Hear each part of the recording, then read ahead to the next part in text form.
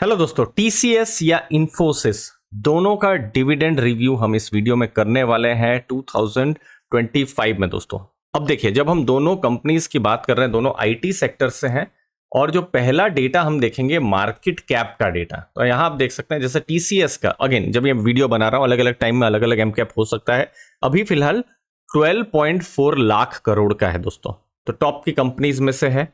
इन्फोसिस का भी अगर हम देखेंगे जो मार्केट कैप है क्लोज टू 6.25 लाख करोड़ है, तो बड़ा मार्केट कैप है, दोनों ही लार्ज कैप है।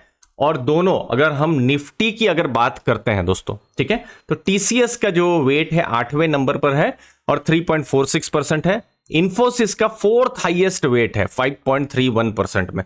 तो दोनों निफ्टी का भी इंपॉर्टेंट कंपोनेंट है।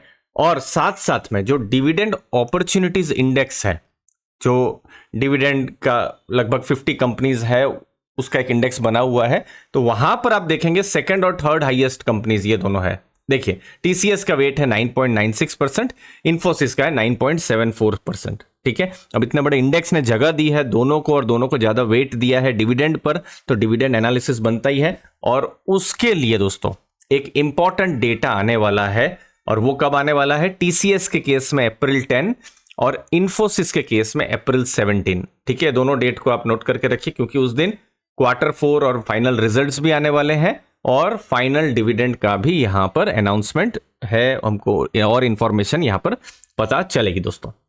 अब आते हैं कोर जो डिविडेंड एनालिसिस है उस पर। तो देखिए, पहला जो डेटा है वो है डिविडेंड फ्रीक्वेंसी, मतलब कब कितना डिविडेंड आ रहा है।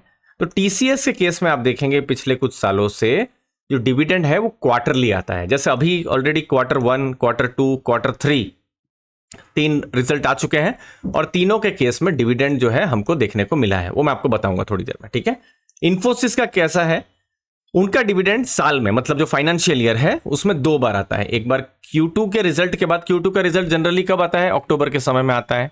और फिर Q4 का रिजल्ट, अभी Q4 का रिजल्ट कब आएगा? अभी अप्रैल में आएगा। जैसे अभी अप्रैल 17 को इन्फोसिस का रिजल्ट और जो है डिविडेंड आने वाला है। तो ये इंपॉर्टेंट यहां पर है कि अब कितना डिविडेंड आता है।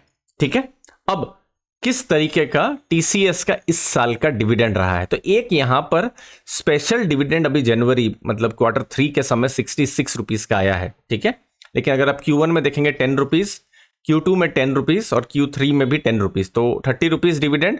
और स्पेशल डिविडेंड को अगर आप ऐड कर लेंगे तो अभी का फाइनेंशियल ईयर में 96 रुपीज का डिविडेंड आ चुका है टीसीएस की तरफ से दोस्तों।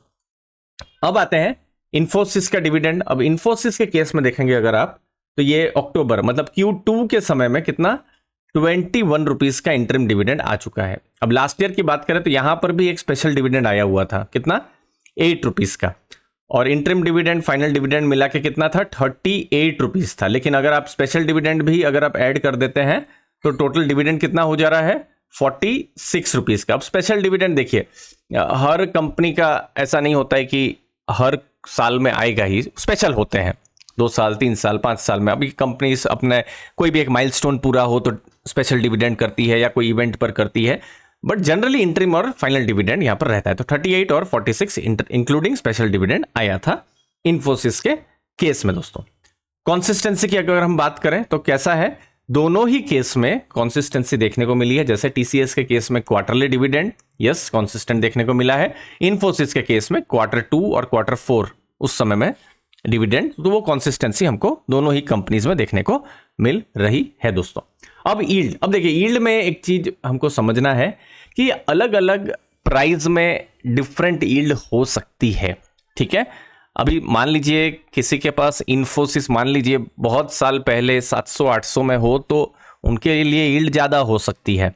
ठीक है, तो ये एक एग्जांपल मैं दे रहा हूं। तो मैंने यहां क्या किया, लास्ट ईयर का जो डिविडेंड है, और चूंकि लास्ट ईयर जो डिविडेंड था स्पेशल डिविडेंड दोनों ही केस में आया हुआ था, तो उसको भी इंक्लूड किया है। तो जो डिविडेंड यील्ड आ रही है वो 2% आ रही है टीसीएस में।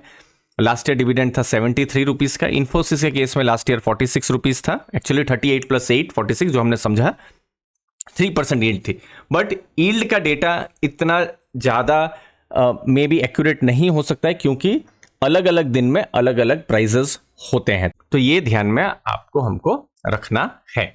नेक्स्ट है पे आउट, कितना पे कर रही है। अगर हम टीसीएस की बात करें तो लेट्स से 100 रुपीज का प्रॉफिट है तो डिविडेंड पे आउट 58 रुपीज का है। लेकिन एक इंपॉर्टेंट पॉइंट ध्यान में रखना है, टीसीएस के केस में डिविडेंड के साथ साथ में बाईबैक और स्पेशल डिविडेंड भी बीच बीच में आते रहते हैं। अगर हम उनको ऐड कर दे डिविडेंड के साथ तो पे आउट जो है 101% हो जा रहा है। और लास्ट 3 ईयर का पे आउट देखिए 98, 98, 101, मतलब जितना प्रॉफिट कर रही है तो कैपिटल एलोकेशन वो कर रहे हैं वाया डिविडेंड, स्पेशल डिविडेंड और बाईबैक के जरिए अपने शेयर होल्डर्स के साथ। ठीक है, अब इन्फोसिस के बारे में जाते हैं। तो इन्फोसिस का लास्ट ईयर अब स्पेशल डिविडेंड था तो पे आउट 73% हमको देखने को मिला था। और अगर रेंज की अगर हम बात करें तो 58 to 73% की पे आउट रेंज इन्फोसिस के केस में देखने को मिल रही है अगर हम लास्ट 3 इयर्स का डेटा देखते हैं। तो दोनों ही केस में कंसिस्टेंट डिविडेंड देखने को मिल रहा है। पे आउट अगर देखें तो टीसीएस में थोड़ा ज्यादा देखने को मिल रहा है कंपेयर टू इन्फोसिस। लास्ट में दोस्तों कंसिस्टेंसी दोनों ही कंपनियों में डिविडेंड की रही है, लेकिन डिविडेंड एक चीज हमको समझना है, डिपेंड करता है प्रॉफिट्स के ऊपर। देखिए कंपनी प्रॉफिट करेगी तभी तो डिविडेंड पे आउट करेगी। सोच लीजिए 100 रुपीज का प्रॉफिट किया तो कोई कंपनी 20 रुपीज भी डिविडेंड दे सकती है, कोई 60, कोई 100, लेकिन प्रॉफिट होना चाहिए, वो ज्यादा इंपॉर्टेंट है। ठीक है, तो इसीलिए अभी जो नंबर्स देखना है वो है Q4 के रिजल्ट, और ये बहुत ही क्रूशियल टाइम में आ रहे हैं और थोड़ा सा आईटी सेक्टर के लिए अनसर्टन टाइम में आ रहे हैं, क्योंकि दोनों ही अगर हम कंपनीज के बिजनेस की बात करें तो नॉर्थ अमेरिका से बड़ा बिजनेस आता है और यहां पर अभी टैरिफ की बात हुई है। अब टैरिफ का किस तरीके से इंपैक्ट पड़ता है वो देखना ज़्यादा जरूरी है। तो वो हमको जो मैनेजमेंट कमेंट्री है उससे पता चलेगा, मैनेजमेंट क्या कहता है फ्यूचर के बिजनेस के बारे में, ग्रोथ के बारे में, क्योंकि ग्रोथ होगा तो प्रॉफिट होगा और प्रॉफिट होगा तो डिविडेंड भी ग्रोथ होने की उम्मीद रखी जा सकती है। तो की यहां पर रहने वाला है अप्रैल 10 टीसीएस के केस में और अप्रैल 17 इन्फोसिस के केस में, जब हमको Q4 के तो रिजल्ट पता चलेंगे ही, लेकिन साथ साथ में मैनेजमेंट कमेंट्री से वो किस तरीके से बिजनेस को अगले कुछ क्वार्टर्स कुछ समय के लिए देख रहे हैं वो भी हमको आइडिया आएगा। तो सब्सक्राइब करके रखिएगा दोस्तों अर्ली फाइनेंशियल आज़ादी। मुझे उम्मीद है इस वीडियो से आपको वैल्यू मिली होगी। आप हमारे टेलीग्राम ग्रुप को भी ज्वाइन कर सकते हैं जिसकी लिंक मैंने डिस्क्रिप्शन बॉक्स में दी हुई है, जहां पर mutual fund analysis, dividend, passive income related content regular आते रहते हैं। धन्यवाद आपके समय के लिए। थैंक यू दोस्तों।